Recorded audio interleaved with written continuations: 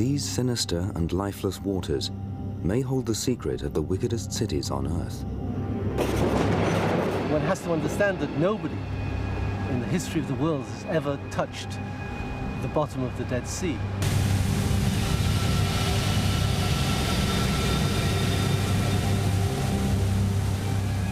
Forgotten by time, forsaken by God, are the Bible's cities of sin preserved in the salt of this acrid, chemical sea? We don't know what's out there. No one knows what's out there. And the seafloor that no one's ever been on before, we don't know what we're going to find. It could be anything. 2 years ago, we were diving on a shipwreck, and I didn't think we'd find anything, and we found $5 million worth of gold. So, yeah, I'm not as much of a skeptic as I used to be.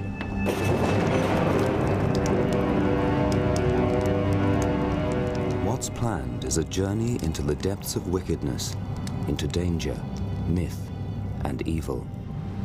I'm scared. I mean, this is not something that I'd like to do, and I'm very apprehensive. Thousands of years after its people perished in a storm of burning sulfur, it's a voyage in search of Sodom and Gomorrah.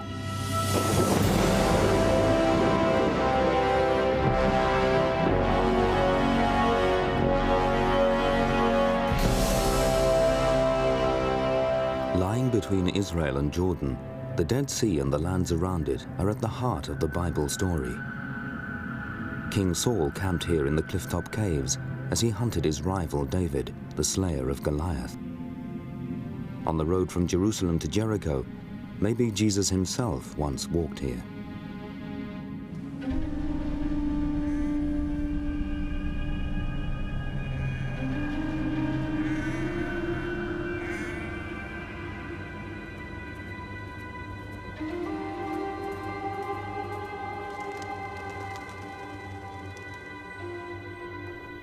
Mike Sanders is a biblical scholar with a lifelong quest to penetrate the myths of time and find solid evidence for the events described in the Bible. The fate of Sodom and Gomorrah has always fascinated him.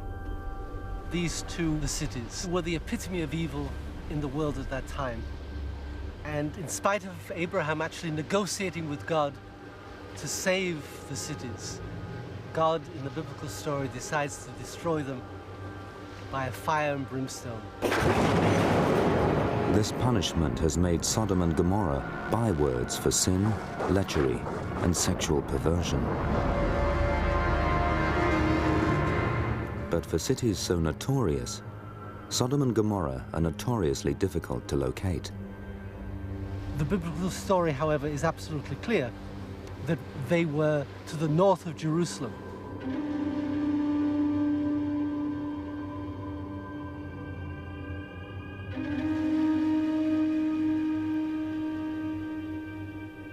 But in spite of extensive excavation in this area, not a trace has ever been found. So archaeologists widened the search, and where better to look for two dead cities than beside a lifeless sea? Many people believe that Sodom and Gomorrah, if they exist at the edge of the Dead Sea. But the cities have never been found. The cities seemed determined to hide their shame from history, but then Sanders found a clue. Not from antiquity, but from much more recent times.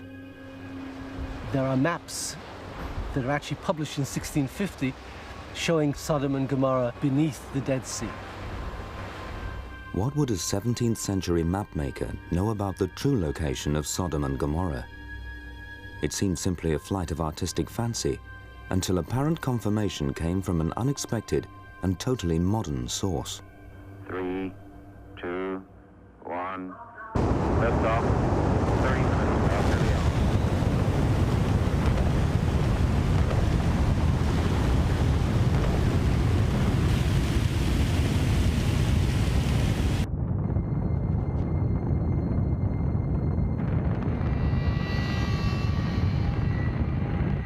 In 1994, the space shuttle Endeavour set off on a mission to photograph the Earth from space.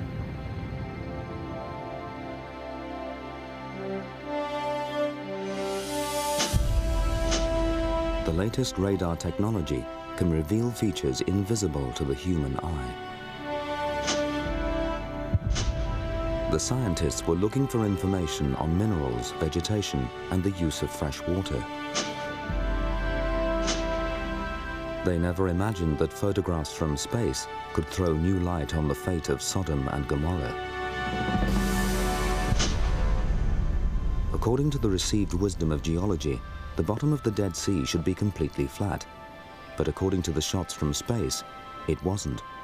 My first reaction when I saw the NASA photographs was that this was something unique and startling. There were a whole series of strange features that shouldn't be there, which we call anomalies. One is a rectangle of dots, which appear too regular to be natural formations. The other is a feature that looks like a collapsed pyramid. All the experts we've talked to, who are geologists, have told us that there is no similar natural formation like that anywhere else in the world. The implication, if it's not the natural formation, is that it may be man-made. The Dead Sea, for the first time in eternity, had hinted at a guilty secret beneath its acrid waves. Mike Sanders knew he couldn't rest until he'd gone where no man had been for thousands of years, back to Sodom and Gomorrah. There's only one way to find out the true answer. We have to take a submarine and look.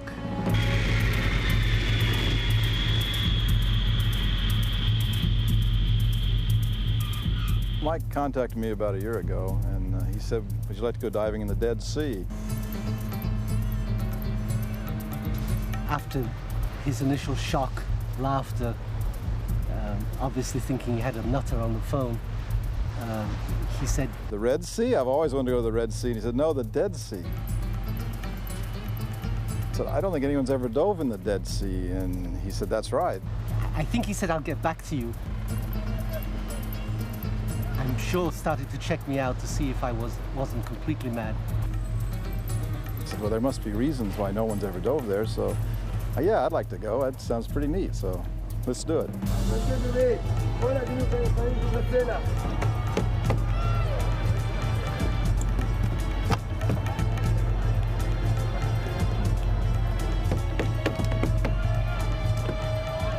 The mini-submarine Delta holds two people, a pilot and an observer. Hey, it looks pretty good. All right, looks like it survived the trip. The Delta has made over 5,000 dives and has a 100% safety record. But as it leaves Jerusalem, it faces its most testing mission, one which doesn't have the automatic blessing of the powers that be. It's okay, a couple of nutters deciding we want to take a submarine to the bottom of the Dead Sea, but there are governments involved and there is money involved, and neither were easily persuaded. As the Delta approaches the Dead Sea, a military checkpoint reminds the mission that it's not just underwater hazards they face. There are political and security obstacles to get around. After 2 years of negotiation with the Israelis, Jordanians, and Palestinians, Sanders has only been granted a limited amount of time for diving. Every moment and every dive will be critical.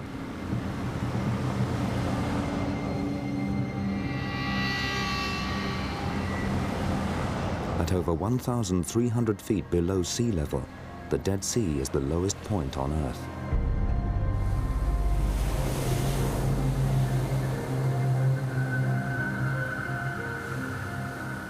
The seawater is more than 30% salt, with minerals so concentrated that practically nothing can live in it. The Dead Sea embalms and encases everything that enters it in a crust of salt. This buildup on a ship's hull took only 2 weeks to form.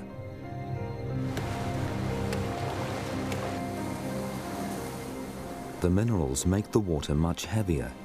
As a result, under the surface, the pressure is between 2 and 3 times that of normal water. This has dangerous implications for the Delta. Over the coming week, as the submarine dives to the bottom of the sea, its hull will be tested right to the limit. Could it also be tested to destruction?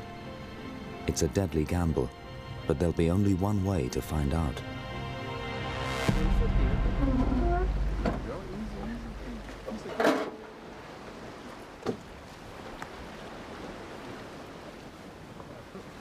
Both feet together. There you go.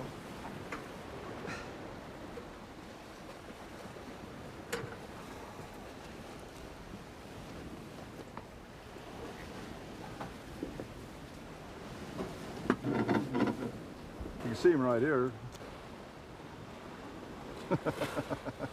We're going to lunch. We'll see you a little later. Better let him out. How do you like it? It's all right. Yeah. Does it get hotter than that? Well, it depends on the water temperature. It should be cooler than it is in there now. This thing's been warm. heating up in the sun. Yeah, it's kind of like an oven. No, you don't want to stay in there at that temperature very long. And there's no air either, is there? There will be air. Yeah. It'll circulate air when it's So running. that's the worst it's going to get. Absolutely.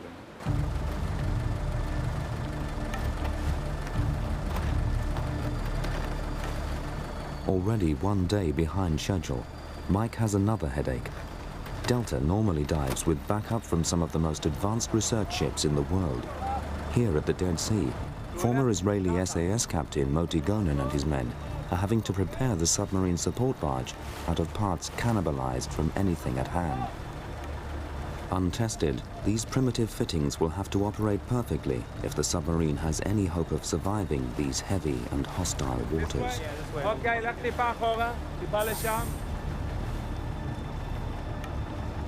The final member to join the dive team is scientist Zvi Ben Avraham. As director of the Dead Sea Research Center, Zvi has studied these waters for more than 20 years and knows more about their strange qualities than anyone else. One of the unique properties of the Dead Sea is that it hardly have any oxygen. And because you have no oxygen, you have no corrosion, no rust, no nothing. And it's a very good example. Just look on this pile just under the water level. Very clean, and it can stay clean for tens of years. Above the water, you see how much it's rusty. So, in short, you want to keep something, put it in the Dead Sea.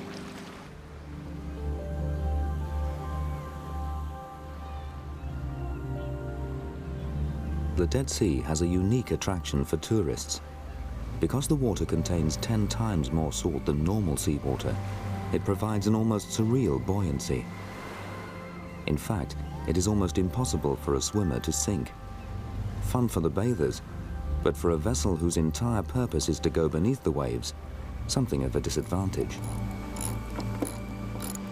The biggest part about diving in the Dead Sea, really, for us, that's different than where we usually dive, is the high salinity. And that's gonna mean that we're gonna have to add about 1,300 pounds of lead to the submarine. The first time we put the sub underwater, what we'll do is we'll leave it attached to the crane, and we'll lower it into the water, and we'll see how the sub wants to sink while it's still connected to the crane. That way it won't sink down and not be able to come back up.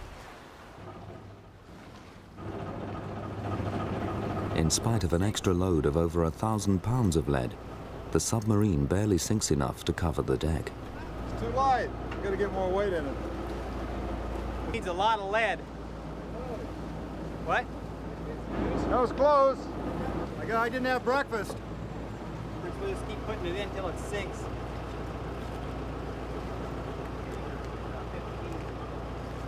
Got over 1,200 pounds in it now. Word quickly gets around the bobbing bathers of a new attraction, the submarine that refuses to sink. You can see the salt on it already glistening. It's taking a lot more weight than we thought it would. Finally, the Delta sinks under the water. Yeah, so it's about 100 pounds difference between salt water and fresh water. Here, we're putting in over 1,300 pounds to get it under. That's a heck of a difference.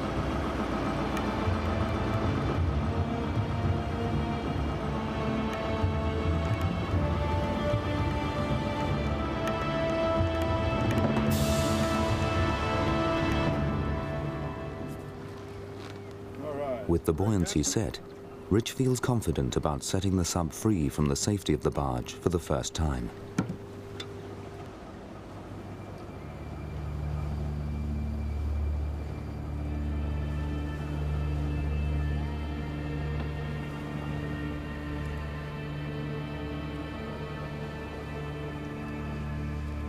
Gingerly, the sub makes a tour of the support vessel.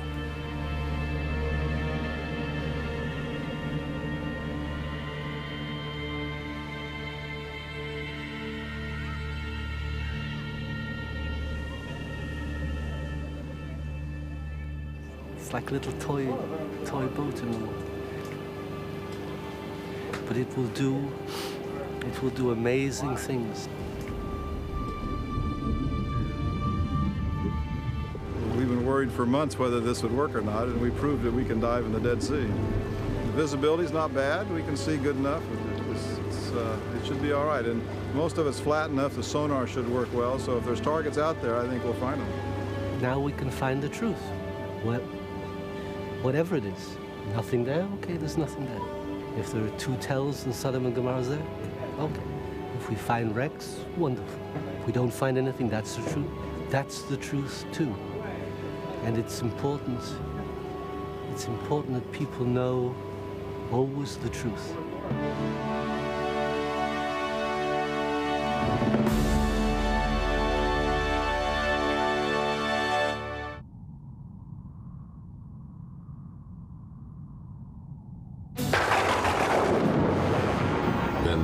Rained upon Sodom and Gomorrah brimstone and fire out of heaven, and he overthrew those cities and all the inhabitants of the cities and that which grew on the ground.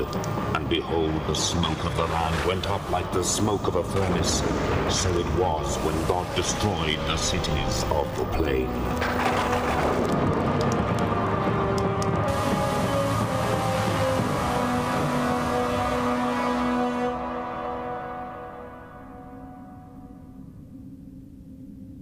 According to the Bible, God warned the wicked citizens of Sodom and Gomorrah to mend their ways or face the consequences.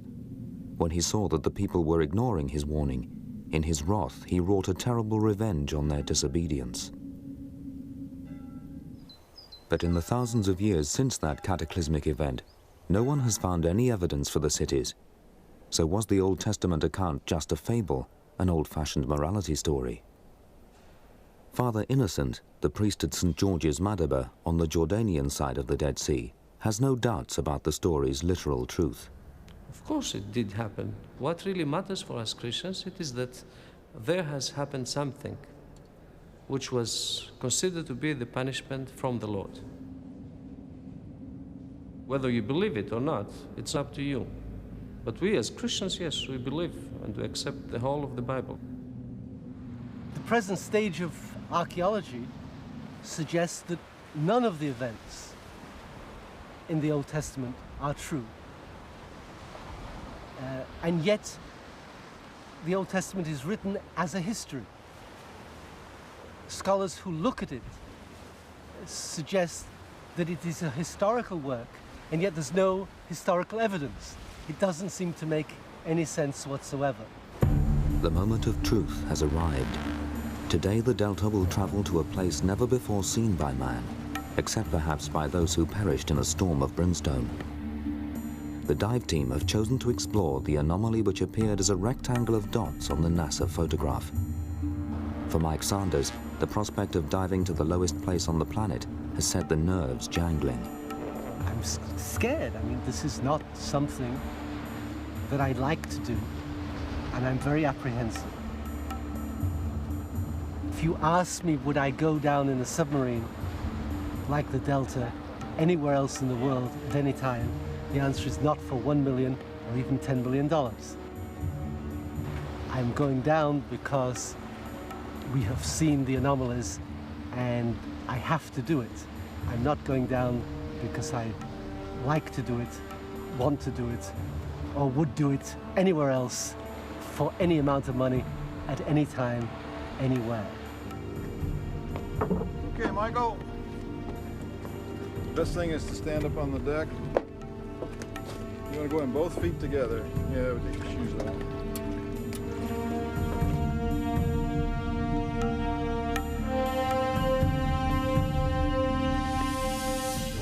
Even in the supposed safety of a submarine, diving can be a deadly game. 30 years ago, Rich Slater had to escape from a crippled submarine. In the process, he set the world record for an ascent from deep water without an aqualung. It took him 2 minutes to reach the surface from over 225 feet down. The experience took him to the very brink of death. All right, here we go. Let's do it. You got it? See you later. Are they closing the hatch? They've scaled Everest.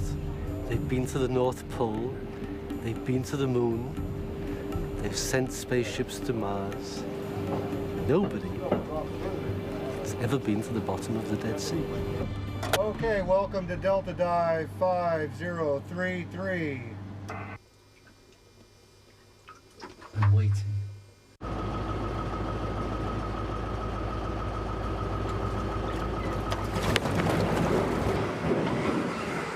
My first dive in a submarine, and we're almost underwater.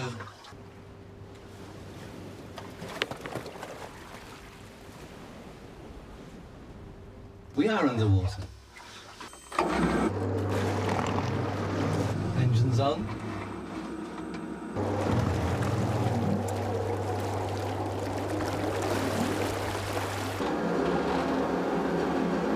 Clear with the barge.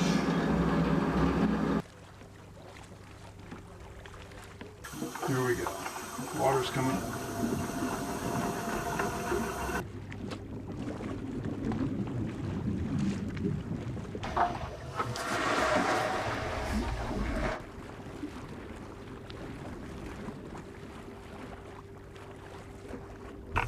We're under, and we're going to the bottom. But it's quite murky, but there's interesting little side effects. Do you know how deep we are at this point? 100 feet. Well, what happens? Do we gently hit the bottom, or do you stop it? Oh no, we crash. The crash. Oh yeah. So, no, it just sits down. It'd be a slight crunch of salt. So we're just gently sinking down? Yeah, it's like a balloon.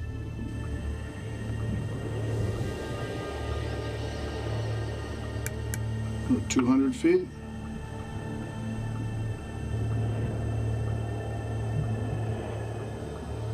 My Lord, look at that.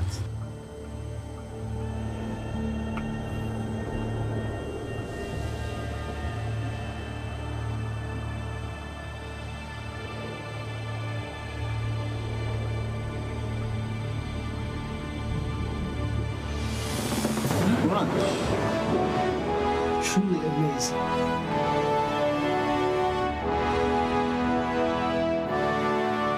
On the seafloor, 220. Roger that. Congratulations on being in the Dead Sea seafloor. It's pretty beautiful down here. It's all salt and we get a lot of glitter. It looks like ice. It's really quite spectacular. Roger that. But it is amazingly flat. Everywhere is flat. Like somebody took a giant salt shaker and just laid salt on everything. Everything. Up on the surface, Rich Slater's son, Dave, is monitoring the sub's progress and using the latest satellite guidance system to help it home in on the mysterious anomaly. Course heading of 250 looks good. And we are tracking, no problems. Okay, let's go look around. Cool.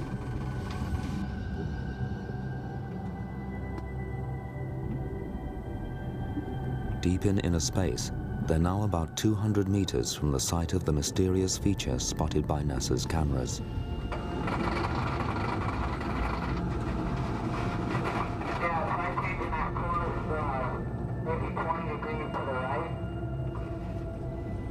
Roger, 20 degrees to the right. 30 meters to the target.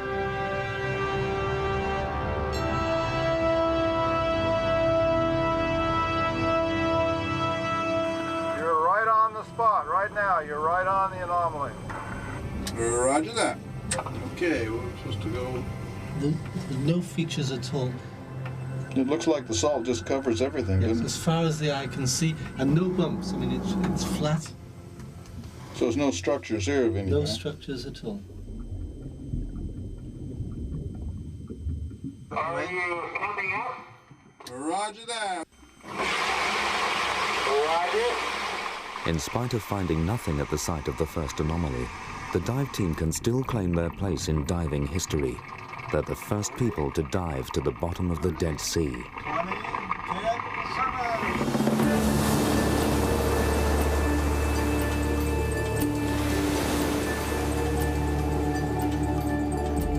We're back.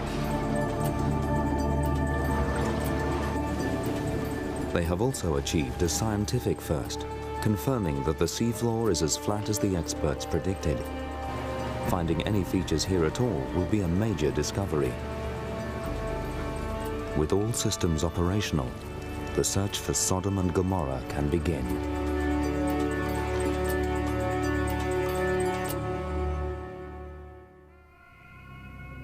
Recent discoveries on the Jordanian side of the Dead Sea have revealed evidence which supports the biblical account of the destruction of the twin cities of evil. In this, one of the largest cemeteries ever built on Earth, archaeologists have discovered tens of thousands of ancient graves.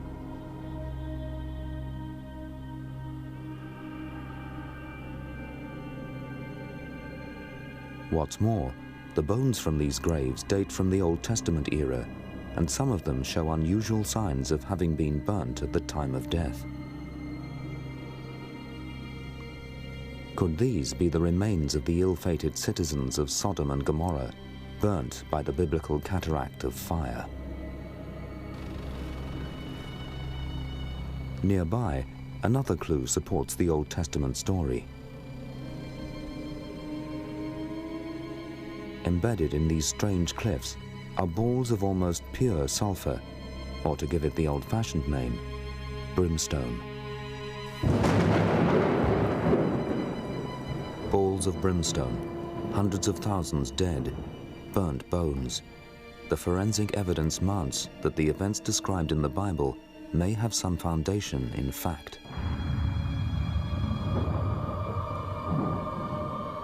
But scientific studies of the geology of the region suggest that God's fury may not have been the only reason for these strange phenomena. The Dead Sea Valley lies on a major seismic fault. The area has a long history of earthquake activity. A large earthquake would have caused massive upheavals in the area, with eruptions throwing molten rock and ash high up into the sky.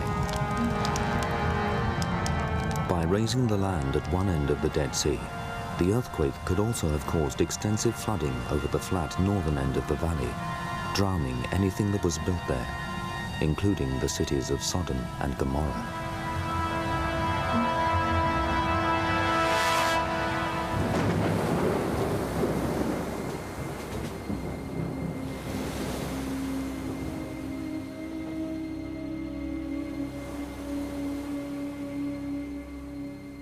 The shore on the Israeli side of the Dead Sea also has its relics, but telling a different story of destruction. The ruins of this restaurant stand as a memorial to the 1973 conflict between Israel and Jordan. It's an irony that one of the few things to survive in this modern ruin is a depiction of the ancient fate of Sodom and Gomorrah.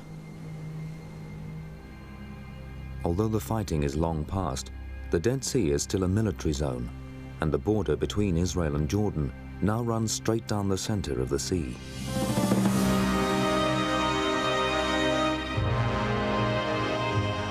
The dive team are now within 300 meters of the border, where they plan to explore the second and final anomaly. At the site of their first dive, they found nothing of the features spotted from outer space. All the team's hopes of finding Sodom and Gomorrah are riding on this new site. But politics and security set strict limits to their curiosity.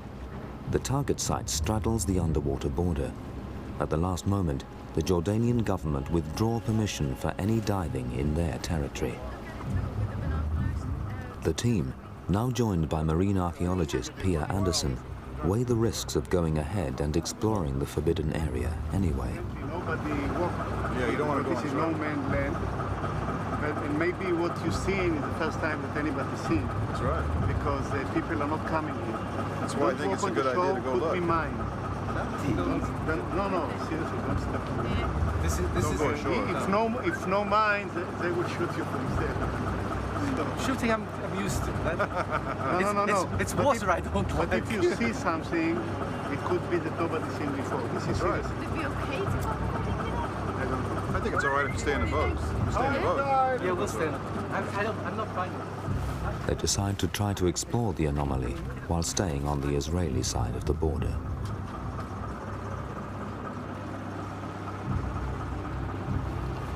Good luck, Zvi.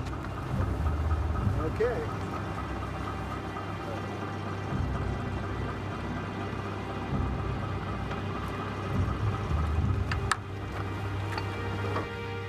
Okay, you can start up. You're about 200 yards from the boat.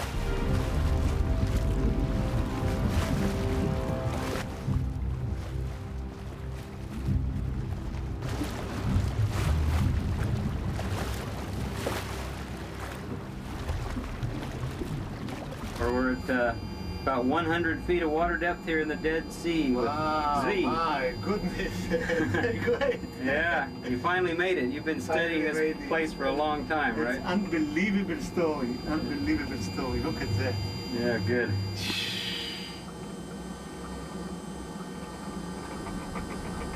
This is the Israeli-Jordan border. Using the satellite tracking system, Mike and Rich can plot the submarine's movements to within a few meters. Something is going on here. I guess you have to go to the right. Let's investigate this feature. It's very interesting. Although the seabed nearby is flat, Zvi has seen something on his sonar screen, something quite extraordinary. Okay, so we are going for these funny features on the sonar. Oh, it's another 50 meters or so? Yes. Okay. Let's see what they are. But in their enthusiasm, Zvi and Dave in the Delta are getting dangerously close to the border. As the support ship follows, Moti, the captain, begins to get anxious about everyone's safety.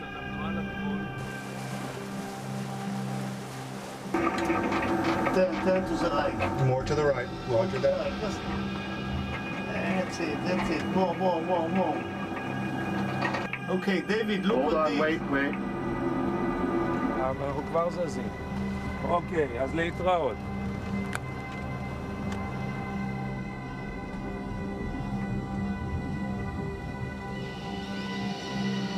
Wow. After nothing but flat, featureless seabed, Zvi has found something quite inexplicable. But the action isn't all underwater.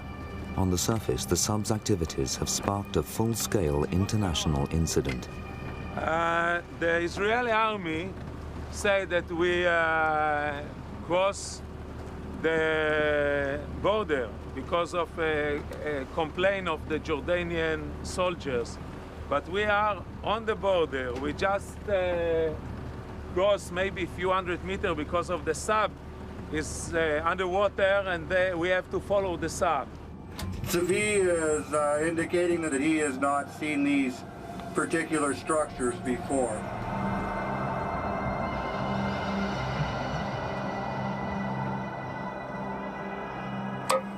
I don't know what they are. Never seen them before.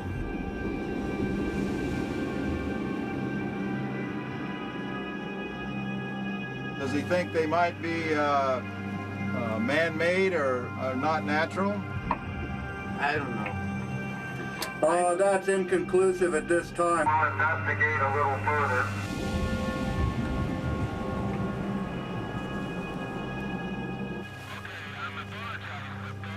Chris has heard from Moti that the submarine has now strayed far over the undersea border. The Jordanians are insisting that it surfaces at once. I just don't believe it. I don't believe what I see. I really don't believe what I see. This is amazing what's going on here. He says that we got to get you up, so prepare to surface. We are moving to the west because I don't want them, I don't want to disturb the peace. That's it.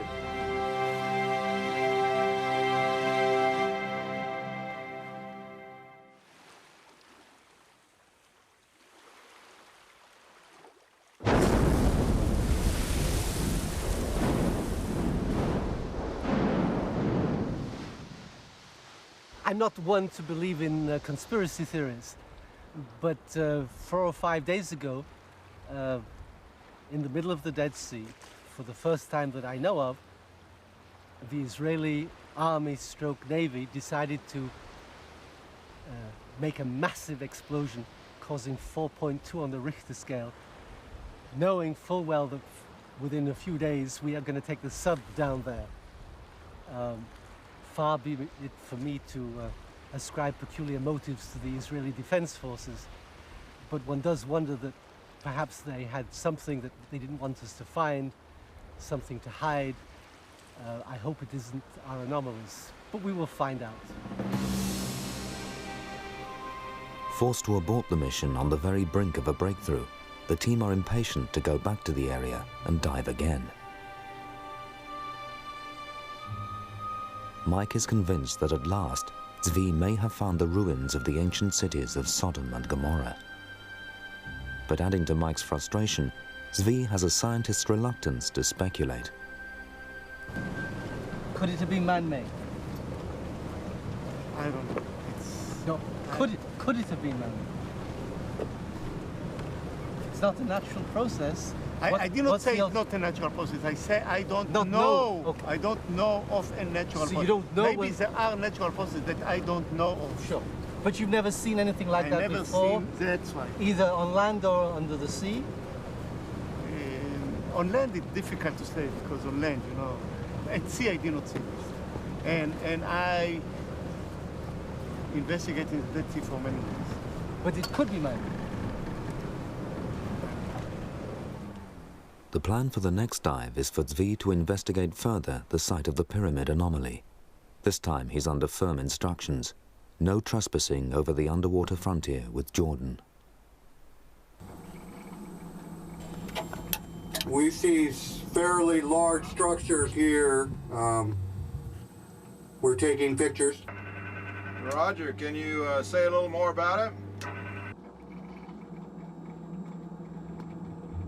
They have some sharp edges. There are sharp edges. And fairly steep walls on these mounds. They have a deposit of salt encrusting them. It's a remarkable find. Is the presence of sharp edges a sign of something artificial, a work of human hands? Back on the surface, the southerly wind is picking up. Moti is beginning to worry. It's a barge, and it starts to get wet. The waves can climb on it, and to flash it, to wash everything, like electricity generator, things like that. We can have damage. Can we use your arm to... Certainly. To try That's a good idea, actually. To break one of these? Oblivious to the concerns on the surface, Zvi is eager to find out if these salt-caked structures conceal the ruins of the Bible's cities of sin.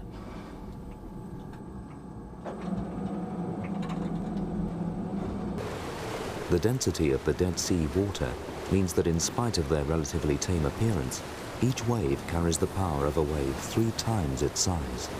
Better for us if, in this case, we see that the sea is too rough. Better if we will go to a shelter near, close the shore. What's up? We better call him up. Modi said the weather's coming in. He wants to get the sub back on board. Dave, the weather's changing up here. We're going to have to bring you up in a few minutes. So if you have anything to do it quickly.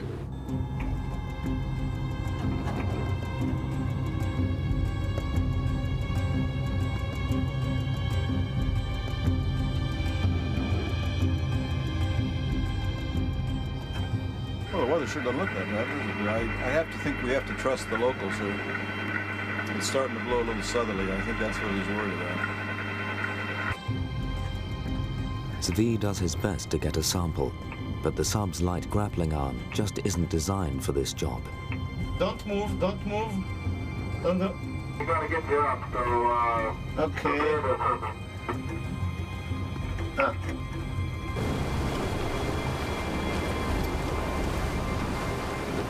Zvi seems to be plagued with bad luck. Once again, his dive has had to be abandoned. What's worse, this time he knows he was within inches of an extraordinary discovery. And worse still, he's baffled by exactly what it was. No, I don't know what they're like. I don't know, just... Nobody knows anything what they are. What do you think they are? Maybe tectonics, faulting there, I don't know. I'm a tectonic man. There's a square of walls and it's a tectonic man? Maybe a series of faults that activating this. This is an active area. This is a Dead Sea. The size of a barge? Yeah, size of a barge. Maybe we have one set of fault here, another set of height. That's it.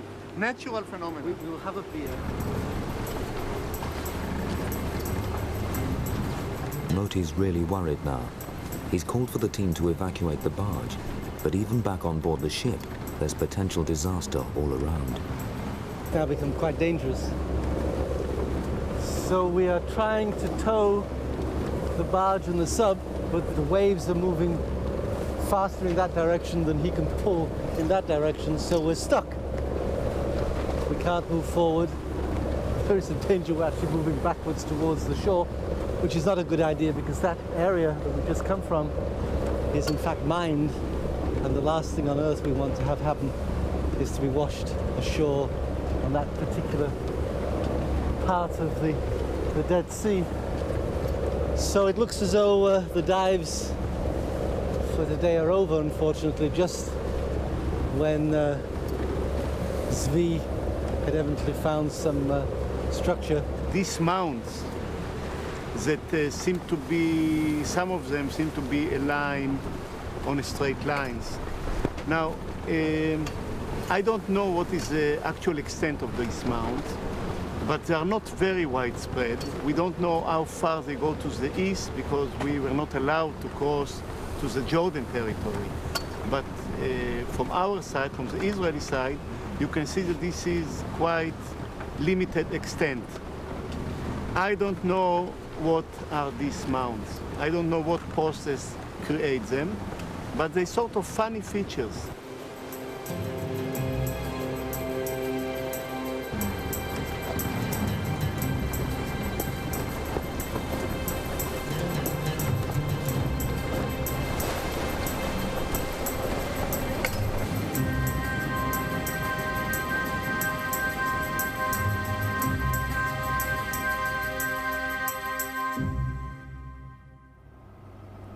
It's the last day of the expedition. With 2 dives planned, Mike has gone down to see Zvi's inexplicable structures for himself. I want to see anomalies. Oh, here's... Wait a minute, hold on. What the hell is that? There we are. Mounds. And more mounds. And even more mounds. That is quite stupendous.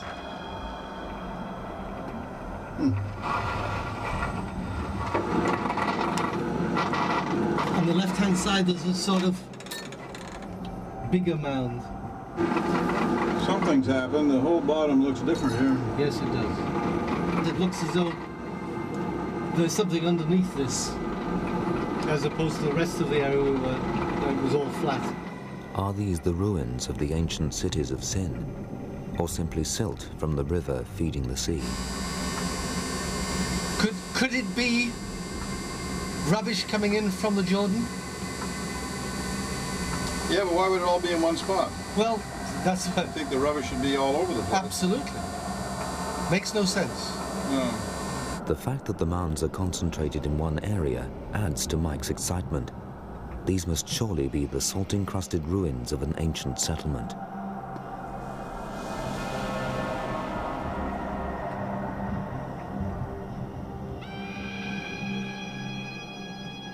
And before long, there's another startling and inexplicable discovery. Here's a big one. Here's a big one, yeah. Big one.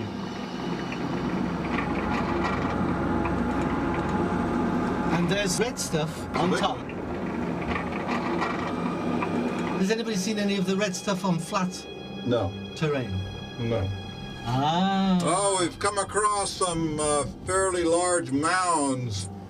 The mounds are about 1/2 meter to 1 meter high. They're covered with salt with red coloration at the top. Over. Roger.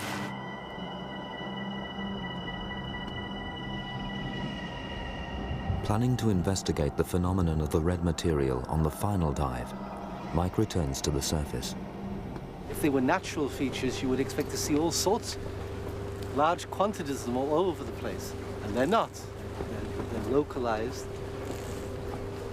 And they do have this red stuff on top of them, and it's just amazing. And there is no red stuff anywhere else.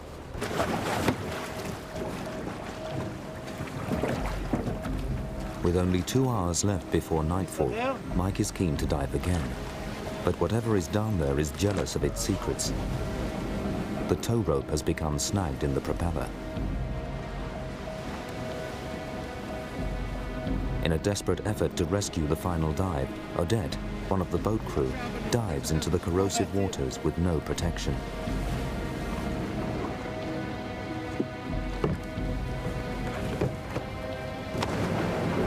If they can't free the rope, it'll be too dark to dive, and too late for Mike to find the truth about those tantalizing seabed structures.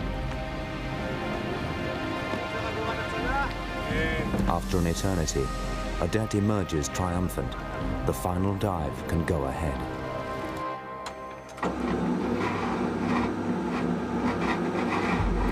Here's a big one. Here's a big one, yeah. Big one.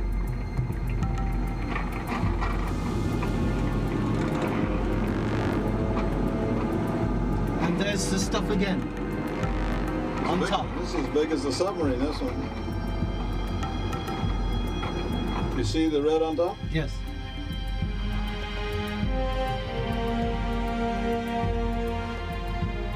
The red tops on the mounds continue to puzzle the crew. No one can think of any natural explanation. The exploration goes on until the last possible minute, but without proper excavation tools or permission to cross into Jordanian waters, Mike can only make a limited survey of the site. We found an area with some The team know that they've made an astonishing discovery, maybe even a discovery of epic historical importance. But quite what it is they've discovered, they still don't know. What they do know is that it'll take a larger, more sophisticated expedition to find the truth. Sander's dream is still alive. He's sure that the secrets locked beneath the hardened salt will still be there when he returns. After thousands of years, Sodom can wait a little longer, and Gomorrah is another day.